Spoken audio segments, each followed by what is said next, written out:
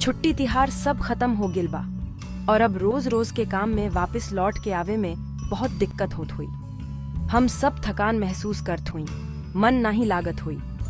ये बहुत ही स्वाभाविक बा, लेकिन अब समय आ गिल बा कि हमनी के फिर से अपना काम में जुट जाई और एह साल के नए जोश और नई ऊर्जा के साथे शुरू करे खातिर खुद के तैयार करी। सजावट के सामान हटाई, अपना रूटीन में वापस आई और 2025 के जोश और ऊर्जा के साथे स्वागत करे खातिर तैयार हो जाई। एह वीडियो में हम आपके साथे कुछ बेहतरीन तरीका बताई कि छुट्टी के बाद आप किसे फिर से तरोताजा महसूस कर सकत बाड़े और नए साल के शुरुआत ढेर सारा ऊर्जा के साथे कर सकत बाड़े। एह वीडियो के अलग अलग पार्टनर के बारे में जाने खातिर डिस्क्रिप्शन में दिहल गिल लिंक पर क्लिक करी। इतना दिन के मौज मस्ती के बाद अब समय आ गिल बा कि हम अपने शरीर के अंदर से खुश करी। फिर से सही और संतुलित खाना खिले से हमार शरीर तंदुरुस्त रहेला और हमनी के नई ऊर्जा मिलत बा। अब समय आ गिल बा कि हम बचे खुचे मिठाई और पकवान के अलविदा कह के अपना थाली में रंग बिरंगी सब्जी और फल सजाएं। हरी सब्जी, ताज़ा फल, साबुत अनाज, प्रोटीन भी हमार ऊर्जा बढ़ावे में बहुत मददगार होला। मछली, मुर्गा, अंडा, दाल, अपना खाना में अलग अलग तरह के प्रोटीन शामिल करें।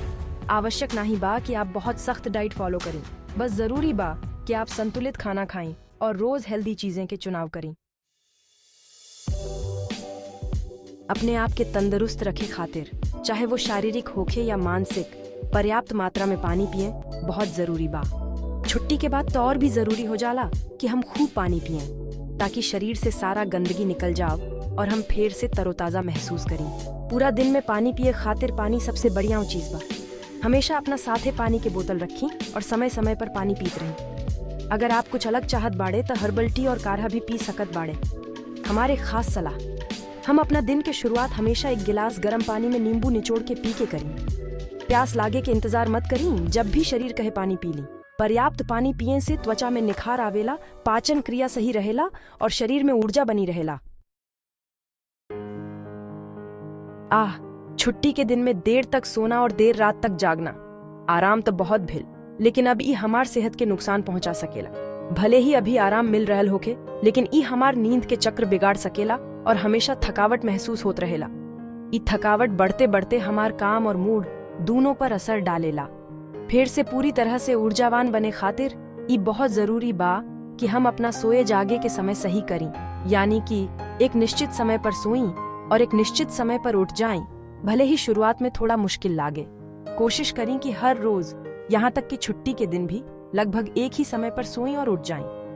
ये नियमितता आपके शरीर के प्राकृतिक संतुलन वापस पाने में मदद करी। सोए से पहले कुछ आरामदायक काम करी, गर्म पानी से नहाई, किताब पढ़ी या कुछ ऐसा करी जो आपको सुकून देवे।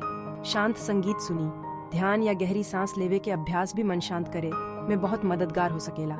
सबसे जरूरी बा कि सोए से कम 1 घंटा पहले सारा स्क्रीन बंद कर दी ताकि मेलाटोनिन के उत्पादन बढ़ा सके। ये हार्मोन अच्छी नींद खातिर बहुत जरूरी बा।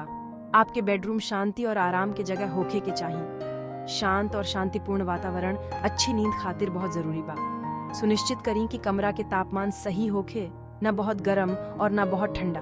किसी भी तरह के रोशनी के प्रदूषण से बचने खातिर अपने कमरा के पूरी तरह से अंधेरा करें और जरूरत पड़े तो अच्छा बिस्तर और चादर खरीदें। अच्छा गद्दा और तकिया बहुत फर्क डाल सकेला। अपने आप के फिर से ऊर्जावान बनाने, एकाग्रता बढ़ाने और अच्छा महसूस करे खातिर रात में अच्छी नींद लेना बहुत जरूरी बा। आपके रोग प्रतिरोधक क्षमता भी बढ़ावेला। अच्छी नींद एक स्वस्थ और संतुलित जीवन के कुंजी बा। तो अपने नींद पर ध्यान दी और इसके फायदा उठाएं। अपने आप के आरामदायक नींद देवे खातिर समय निकाली और आप अपने रोजमर्रा के जीवन में फर्क महसूस करें। छुट्टी के बाद जिम जाए के ख्याल भी मन में डर पैदा कर सकेला। ज्यादा खाने और कम मेहनत से हमार शरीर सुस्त और आलसी हो जाला, लेकिन चिंता मत करी। फिर से फिट होने खातिर आपको मैराथन दौड़ लगावे के जरूरत नहीं बा। धीरे धीरे, कदम दर कदम फिर से एक्टिव होना संभव बा। सबसे जरूरी बा कि धीरे धीरे शुरुआत करी। कुछ आसान एक्सरसाइज से शुरुआत करी जो सबके खातिर आसान होखे। शुरुआत में कुछ हल्का फुल्का एक्टिविटी करी, जिसे कि सैर पर जाना। ई शरीर के फिर से सक्रिय करने के एक बेहतरीन तरीका बा, बिना ज्यादा थकावट के। योगा या पिलेट्स भी बहुत बढ़िया विकल्प बा। ई आपके शरीर और मन दोनों के मजबूत बनावे में मदद करता। हर रोज 30 मिनट के सैर आपको ऊर्जावान बनावे खातिर काफी बा। ई आपके दिमाग में ऑक्सीजन के मात्रा बढ़ावेला और आपको प्रकृति के करीब ले जावेला। ई आपके मूड के भी अच्छा करेला। आप जल्दी ही अपने मनोबल और स्वास्थ्य में सकारात्मक बदलाव देखें। योगा और पिलेट्स धीरे धीरे फिट होने के साथ साथ आपके लचीलापन, संतुलन और सांस लेने के क्षमता में भी सुधार करेला। ई आपके मांसपेशियों के मजबूत और आपके शरीर के मुद्रा में सुधार करेला। ऐसे बहुत सारे वीडियो और ऐप उपलब्ध बाड़े जो आपको ई सीखने में मदद कर सकत बाड़े। आप अपने घर बैठे अपनी गति से ई सीख सकत बाड़े। सबसे जरूरी बा कि आप अपने शरीर की आवाज सुनी और अपनी सीमा जान के काम करें। ज्यादा मेहनत मत करें और व्यायाम से पहले वार्म अप जरूर करें। व्यायाम मजेदार होके के चाहिए, सजा नहीं। मकसद ई नहीं बा कि आप खुद के कमजोर समझें, बल्कि धीरे धीरे व्यायाम की आदत डालें। अपने खातिर कुछ ऐसे लक्ष्य तय करें जो आप हासिल कर सकें। जैसे जैसे आप बेहतर महसूस करें लगता बाड़े, धीरे धीरे अपने व्यायाम के स्तर बढ़ाते जाएं। आपको खुद पर गर्व होके कि थोड़ा धैर्य और मेहनत से आपके शरीर में कितना बदलाव आ सकता। तो देर किस बात की, आज से ही शुरुआत करें और खुद के स्वस्थ और खुश रखें। साल के शुरुआत पिछले साल के बारे में सोचे और आगे के योजना बनाने के सबसे बढ़िया समय होला। ई समय खुद के बारे में सोचे और नए संकल्प लेवे के होला। समय निकाल के सोची कि 2025 में आपका क्या चाहत बा, आपके क्या लक्ष्य बाड़े और आपका क्या संकल्प बाड़े। सोची कि पिछले साल आपको का खुशी दिहलस और आपका बदलल चाहत बाड़े। एह साल आपका हासिल करना चाहत बाड़े। कौन से प्रोजेक्ट आपके दिल के करीब बाड़े और आप कौन सी नई चुनौतियों के सामना करे खातिर तैयार बाड़े। आपके सपना और महत्वाकांक्षा क्या बा। समय निकाल के सोची कि आपको असली में किस चीज से खुशी मिलत बा और कौन सी चीज आपको प्रेरित करत बा। जो भी आपके मन में आवे उसे लिख ली। अपने आप के रोकी मत, अपनी कल्पना और इच्छाओं के उड़ान भरने दी। एक बार जब आप तय कर लेत बाड़े कि आपको का चाहिए, तो अपने लक्ष्य के छोटे छोटे हिस्सों में बांट ली। ये आपके लक्ष्य के आसान और हासिल करे लायक बनावेला। अपने खातिर स्मार्ट लक्ष्य तय करी। स्पेसिफिक, मेजरेबल, अचीवेबल, रिलेवेंट और टाइम बाउंड। ये मापदंड आपको फोकस्ड और प्रेरित रहने में मदद करी। उदाहरण खातिर ई कहने के बजाय कि हम स्वस्थ खाना खाए के चाहत बानी, एक ठोस लक्ष्य तय करी जिसे कि हम हफ्ता में एक बार शाकाहारी खाना बनाएं। ये आपके लक्ष्य के स्पष्ट और हासिल करे में आसान बनावेला। अपने दिन के योजना बनाने, खाना पकाने के समय तय करें और अपने लक्ष्यों पर नजर रखने खातिर एक डायरी, नोटबुक या ऐप के इस्तेमाल करें।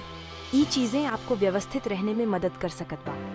लक्ष्य तय करके आप अपने सपनों के पूरा करें और एक संतुष्ट जीवन जीने के लिए खुद के तैयार करत बाड़े। हर कदम के साथ आप अपने मन चाहे जीवन के करीब पहुंचत बाड़े। रोज रोज के भाग दौड़ में हम तनाव और नकारात्मक विचारों से घिर जात बानी। ध्यान और माइंडफुलनेस अपने विचारों के शांत करे और वर्तमान में जीने के बहुत बढ़िया तरीका बा। इसके फायदा उठावे खातिर आपको ध्यान के ज्ञानी होखे की जरूरत नहीं बा। शुरुआत करे खातिर हर रोज कुछ मिनट खातिर एक शांत जगह पर आरामदायक स्थिति में बैठ जाएं। अपना आंख बंद करी और अपने सांस पर ध्यान केंद्रित करी। जब आपके मन भटके लागे तब धीरे से अपने ध्यान के वापस अपने सांस पर ले आईं। माइंडफुलनेस का मतलब होला बिना किसी राय बनाए बस वर्तमान में जीना। अपने आप के समय दी और खुद से प्यार करी और आप धीरे धीरे इन तरीकों से अपने शारीरिक और मानसिक स्वास्थ्य में सकारात्मक बदलाव देखें। छुट्टी के बाद फिर से काम पर वापस जाना थोड़ा मुश्किल हो सकता और ऐसे में खुद के लिए समय निकालना बहुत जरूरी हो जाला। आराम करे खातिर खुद के कुछ समय दी। एक गर्मा गर्म पानी से नहाएं, मालिश करवाएं, फिल्म देखे जाएं, कुछ अच्छा करें और खुद के आराम देवे खातिर समय निकालें। अपने शरीर के ख्याल रखें, सही खाना खाएं, पूरी नींद लें और नियमित रूप से व्यायाम करें। अपने मन के खुराक देवे खातिर अच्छी किताबें पढ़ें, ऐसा संगीत सुनी जो आपके दिल को छू जाए या प्रकृति के करीब समय बिताएं। खुद के ऐसे लोगों के साथ घेरें जो सकारात्मक हों और आपका साथ दें। याद रखें कि आप अपने जीवन के सबसे महत्वपूर्ण व्यक्ति बाड़े। आप इसके लायक बाड़े।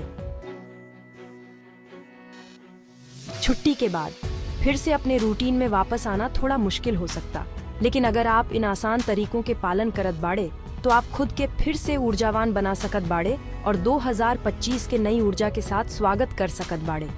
इन स्वस्थ आदतों के धीरे धीरे अपने जीवन में शामिल करें और अपने शारीरिक और मानसिक स्वास्थ्य में सकारात्मक बदलाव देखें। याद रखें, हर दिन एक बेहतर जीवन जीने का एक नया मौका होला। इस समय खुद का ख्याल रखें, अपने सपनों का पीछा करें और अपने मनचाहे जीवन जीने का सबसे बढ़िया समय होला। यह वीडियो के अपने प्रियजनों के साथ शेयर करें और कमेंट में बताएं कि आप नई शुरुआत किसे करत बाड़े। आप सब मिलके 2025 के खुशी, ऊर्जा और खुशी से भरपूर साल बनाई। देखे खातिर धन्यवाद। हम उम्मीद करत बानी कि ई सुझाव आपको नए साल के शुरुआत नई ऊर्जा और सकारात्मक सोच के साथे करे में मदद करी।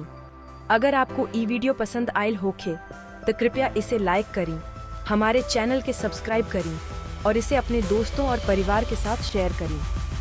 आप सब मिलके 2025 के खुशी, ऊर्जा और खुशी से भरपूर साल बनाएं। याद रखें, हर दिन एक बेहतर जीवन जीने का एक नया मौका होला।